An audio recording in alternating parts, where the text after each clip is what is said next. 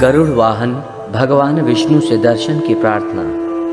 जिन परमात्मा से ये ब्रह्मा आदि रूप जगत प्रकट होता है और संपूर्ण जगत के कारणभूत जिन परमेश्वर में ये समस्त संसार स्थित है तथा अंत काल में ये समस्त जगत जिनमें लीन हो जाता है, वे दीनबंधु भगवान आज मेरे नेत्रों के समक्ष दर्शन दे।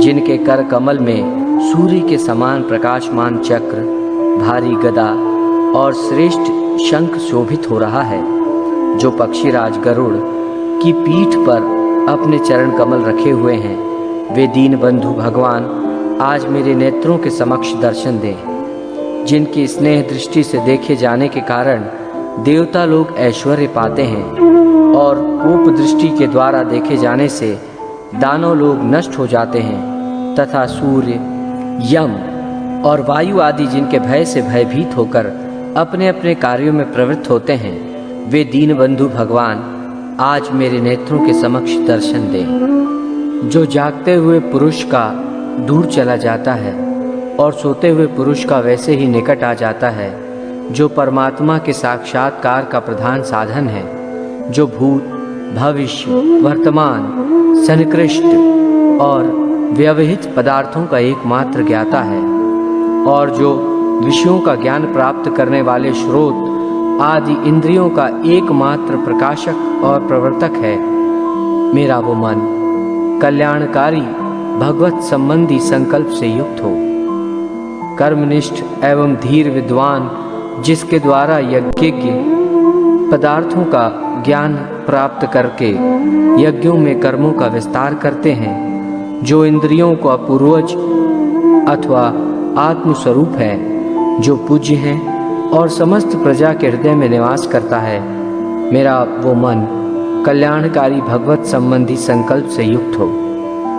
जो विशेष प्रकार के ज्ञान का कारण है, जो सामान्य ज्ञान का कारण है, जो धैर्य रूप है, जो समस्त प्रजा के हृदय में रहकर उनकी समस्त इंद्रियों को प्रकाशित करता है, जो स्थूल शरीर की मृत्यु होने पर भी अमर रहता है और जिनके बिना कोई भी कर्म नहीं किया जा सकता, मेरा वो मन कल्याणकारी भगवत संबंधी संकल्प से युक्त हो।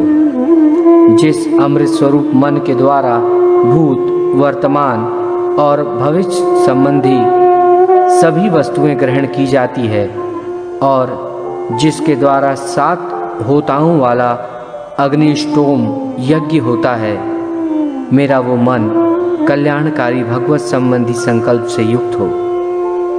जिस मन में रथ चक्र की नाभि में लगे अरों के समान ऋग्वेद और सामवेद प्रतिष्ठित हैं तथा जिनमें यजुर्वेद प्रतिष्ठित हैं, जिनमें प्रजा का सब पदार्थों से संबंध रखने वाला संपूर्ण ज्ञान ओतप्रोत है, वो मेरा मन कल्याणकारी भगवत संबंधी संकल्प से युक्त हो।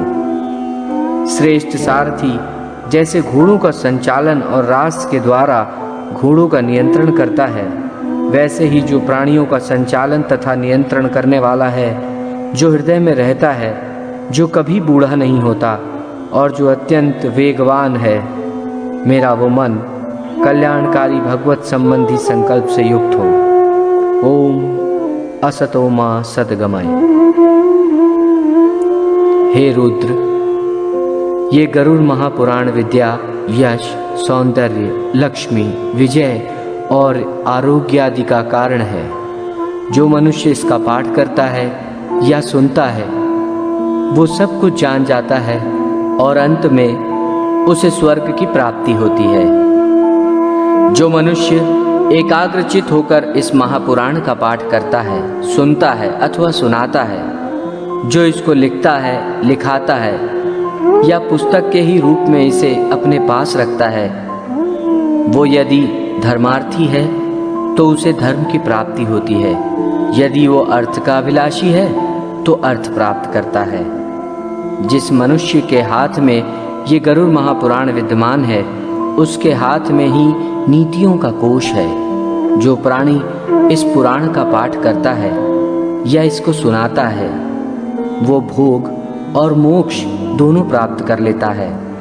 इस पुराण को पढ़ने वाले एवं सुनने वाले मनुष्य के धर्म, अर्थ, काम और मोक्ष इन चारों पुरुषार्थों की सिद्धि हो जाती है। इस महापुराण का पाठ करके या इसको सुन करके पुत्र चाहने वाला पुत्र प्राप्त करता है तथा कामना का इच्छुक अपनी कामना प्राप्ति में सफलता प्राप्त कर लेता है। विद्यार्थी को विद्या, विजिगीषु को विजय, ब्रह्म हत्यादि से युक्त पापी पाप से विशुद्धि को प्राप्त होता है। वधन्या स्त्री, पुत्र, कन्या, सज्जन, पति, क्षेमार्थी, क्षेम तथा भोग चाहने वाला भोग प्राप्त करता है। मंगल की कामना वाला व्यक्ति अपना मंगल, गुणों का इच्छुक व्यक्ति गुण, काव्य करने का अभिलाषी मनुष्य कवित्व शक्ति और जीवन का सार तत्व चाहने वाला व्यक्ति सार तत्व प्राप्त करता है। रुकावट के लिए खेद है, अगर आपने अभी तक हिंदुइज्म चैनल को सब्सक्राइब नहीं किया तो सब्सक्राइब करें और हमसे जुड़े रहने के लिए बेल आइकन को भी दबाएं ताकि आप अपने हिंदू धर्म को गहराई से जान सकें। ज्ञानार्थी संपूर्ण संसार का मर्दन करने वाला ज्ञान प्राप्त करता है। हे रुद्र, पक्षी श्रेष्ठ गरुड़ के द्वारा कहा गया ये गरुड़ महापुराण धन्य है। ये तो सबका कल्याण करने वाला है। जो मनुष्य इस महापुराण के एक भी श्लोक का पाठ करता है उसकी अकाल मृत्यु नहीं होती। इसके मात्र आधे श्लोक का पाठ करने से निश्चित ही दुष्ट शत्रु का क्षय हो जाता है। इसलिए ये गरुड़ महापुराण मुख्य और शास्त्र सम्मत पुराण है। विष्णु धर्म के प्रदर्शन में गरुड़ पुराण के समान दूसरा कोई भी पुराण नहीं है। जैसे देवों में जनार्दन श्रेष्ठ हैं और आयुधों में सुदर्शन श्रेष्ठ हैं, वैसे ही पुराणों में ये गरुड़ पुराण हरि के तत्व निरूपण में मुख्य कहा गया है। इस गरुड़ पुराण में हरि ही प्रतिपाद्य है, इसलिए हरि ही नमस्कार करने योग्य हैं। हरि ही शरण्य है और वे हरि ही सब प्रकार से सेवा करने योग्य है। ये गरुड़ महापुराण बड़ा ही पवित्र और पुण्यदायक है। ये सभी पापों का विनाशक एवं सुनने वालों की समस्त कामनाओं का पूरक है। इसका सदैव श्रवण करना चाहिए। जो मनुष्य इस महापुराण को सुनता या इसका पाठ करता है वो निष्पाप होकर यमराज की भयंकर यातनाओं को तोड़कर स्वर्ग को प्राप्त करता है। गरुड़ पुराण सिंहावलोकन। नर श्रेष्ठ भगवान श्री नर नारायण और भगवती सरस्वती तथा व्यास देव को नमन करके पुराण की चर्चा करनी चाहिए। पुराण वाग्डम्य में गरुड़ पुराण का महत्वपूर्ण स्थान है, क्योंकि सर्वप्रथम परब्रह्म परमात्म प्रभु साक्षात भगवान विष्णु ने ब्रह्मादि देवताओं सहित देव देवेश्वर भगवान रुद्रदेव को सभी शास्त्रों में सारभूत तथा महान अर्थ बताने वाले इस गरुड़ महापुराण को सुनाया था। एक बार तीर्थ यात्रा के प्रसंग में सर्वशास्त्र परांगत शांत चित्त महात्मा सूत जी नैमिषारण्य में पधारे। वहाँ शौनकादि ऋषि मुनियों ने उनकी पूजा की और जिज्ञासा रूप में कुछ प्रश्न भी किए। प्रश्नों के समाधान में सूत जी ने गरुड़ महापुराण की कथा उन ऋषि महर्षियों को सुनाई। सूत जी ने ये कथा भगवान व्यास जी से सुनी थी। व्यास जी को ये कथा पितामह ब्रह्मा से प्राप्त हुई। वास्तव में मूल रूप से इस महापुराण को गरुड़ जी ने कश्यप ऋषि को सुनाया था। प्राचीन काल में पृथ्वी पर पक्षीराज गरुड़ ने तपस्या के द्वारा भगवान विष्णु की आराधना की, जिससे संतुष्ट होकर प्रभु ने अभिष्ट वर मांगने के लिए कहा। गरुड़ ने भगवान से निवेदन किया कि नागों ने मेरी माता विनता को दासी बना लिया है। हे देव, आप प्रसन्न होकर मुझे ये वरदान प्रदान करें कि मैं उनको जीत कर अमृत प्राप्त करने में समर्थ हो सकूं और माँ को नागों की माता कद्रु की दासता से मुक्त करा सकूं।